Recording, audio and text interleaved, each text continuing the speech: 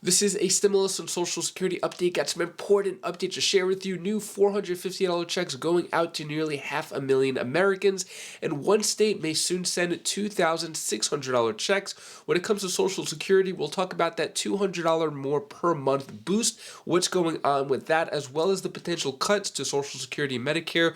We'll hear from Bernie Sanders, and I'll give you some other important updates as well. Hope you're having a terrific Tuesday. If you appreciate the fact-based, fast-paced updates, hit the like button down below and subscribe to the channel for more daily, straight-to-the-point updates on matters that financially matter to you. So, nearly 500,000 Americans can still get Band-Aid $450 as one-off lump sum in new winter direct payment. So, this is going to people in Maine. So, it's compared to the relief as a Band-Aid to help out with energy bills in the state of Maine. And it looks like the $450 checks is going to around 880,000 people in Maine to help out with energy bills for the winter. So, that's $450 checks there. And then, stimulus update. This state may soon send $2,600 stimulus checks. This is going on in the state of Minnesota. So Minnesota is weighing whether to share its huge budget surplus with millions of families by sending checks totaling up to $2,600. Direct payments are just one piece of Minnesota's overall $65 billion two-year budget plan. Other proposals include increased spending on education, public safety, health, and housing. So this could go out to 2.5 million to Minnesota households with a check of up to $2,600. So this is just a proposal, so I'm not going to get into too much detail. But yeah, so that's a proposal going on in Minnesota. Then when it comes to Social Security recipients would get extra $200 per month in reintroduced bills. So this was reintroduced recently by Bernie Sanders and a few other Democrats. So this is the Social Security Expansion Act now of 2023, and this is this could give $200 more per month, so it's $2,400 per year. And then it could do a few other things too to prevent insolvency and all of that. So basically, when it comes to this, the average Social Security recipient currently receives about $1,688 a month. So if that's the case, it could go up to $1,888 a month for Social Security recipients. So the latest with this bill is that it was just reintroduced. There's no talk of a potential vote. At this point, with the debt ceiling crisis, a lot of the talks, although saying that they're not going to include Social Security, probably not going to pass this boost to Social Security until after the debt crisis is over. At least that's my prediction. They didn't say that, but there hasn't been any votes or any activities around this bill being passed. So I just want to tell you the truth there, what's going on with the $200 more per month boost.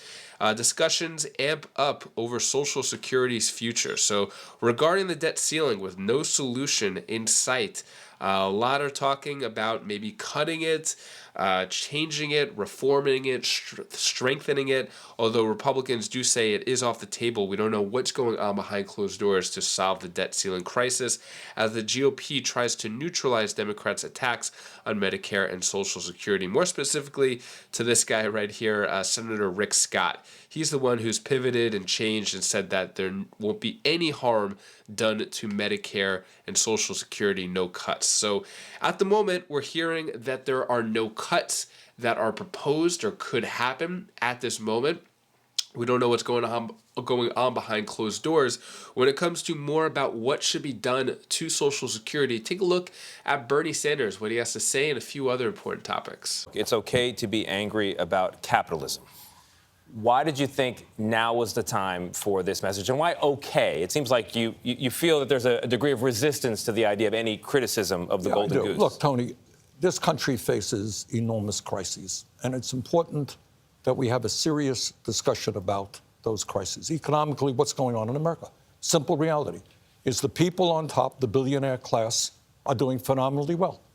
Meanwhile, the middle class continues to shrink. And in the richest country in the history of the world today, over 60% of the American people are living paycheck to paycheck. Virtually every city in this country has a major housing crisis. We are the only major country on earth not to guarantee health care to all people as a human right. We spend twice as much per capita. Meanwhile, drug companies making billions. The insurance companies making billions. The gap between the rich and everybody else growing wider.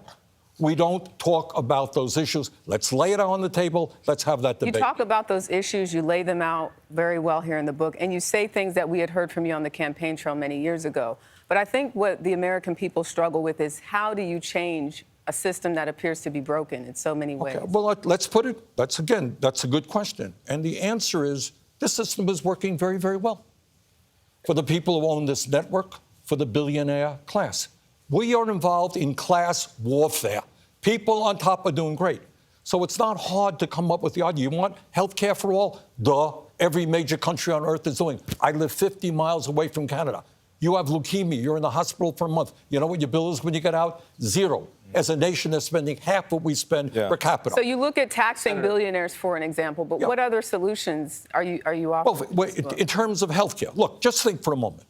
If everybody in America today said, you know what, when I'm sick, my kid is sick, I go to the doctor, I don't have to worry about the bill. All right, you know what that would mean to the health of this country? If people did not have to worry about sending their kids to college and what it would cost them. If people didn't see their housing costs. We are the richest country in the history of the world. We should be discussing is, why don't we have health care for all? Why isn't college education, at least public colleges and universities, tuition free? Why do we have a gap? Do you think, does anybody think, America, 3 people own more wealth than the bottom half of American society?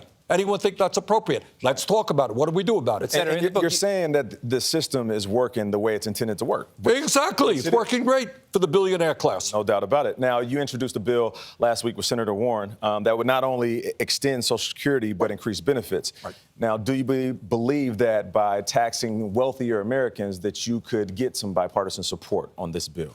We'll see. But when we talk about the problems of America and why we're not solving them, please don't forget that this political system is corrupt as well. All right? So if you are a member of Congress and you were put into power by some super PAC owned by a billionaire, you think the first thing you're going to do is say, I think billionaires should pay their fair share of taxes. I doubt it. So you got a corrupt political system. I know that sounds harsh. But if super PACs can spend unlimited sums of money to beat you, is that corrupt? I think it is. One of your proposals in here is actually to rewrite parts of the Constitution to make changes. But, the guy at home right now, even the guy not doing well sitting at home might be saying, yeah, but you're acknowledging that this system we have has created more wealth than any country has ever had in the history of the world, tremendous innovation, things you acknowledge in the book, and now you're talking about changing that? I get, or tweaking it. Tony, it has created enormous wealth for the people on top. You tell me, in this great nation, I grew up in a family that struggled economically. We lived paycheck to paycheck. Why today, in 2023, over 60% of the people living paycheck to paycheck? Why? Let's talk about where we want to go. And I'll tell you something else that's happening. With all of the artificial intelligence, the robotics are out there. Who's making those decisions, whether you're going to have a job or not have a job? Are working people involved in that? So all that I'm saying in this book, in that this age, with all of the technology out there, all the wisdom out there, let's create an economy that works for all, not just the few. I want to ask a question about Jimmy Carter here, but on AI, it is current tax policy in this country that if companies buy an AI system, it's a capital investment, even if it lays off workers, they get a tax benefit. You're right. Encouraged by the system. I imagine you would want to change that. But we would. You're saying tax robots. That's right. That's exactly right. What are your thoughts on Bernie Sanders? Do you agree, disagree? Let me know down in the comments below. And that is all the news that I have for you today to hopefully cheer you up a bit. Here's my Donna Bella's tip of the day. Oh, sorry guys, I didn't see them. Can I tell you something? What I want to do is go to the moon. I need to go to the moon.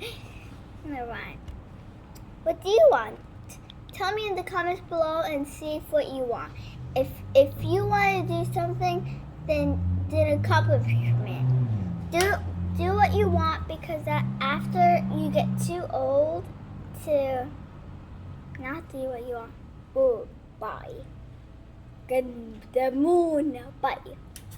Thank you so much for watching. Appreciate all of your support. So today, Tuesday's a busy day. We got piano, we got swim, we got kickboxing or silk aerial for the kids.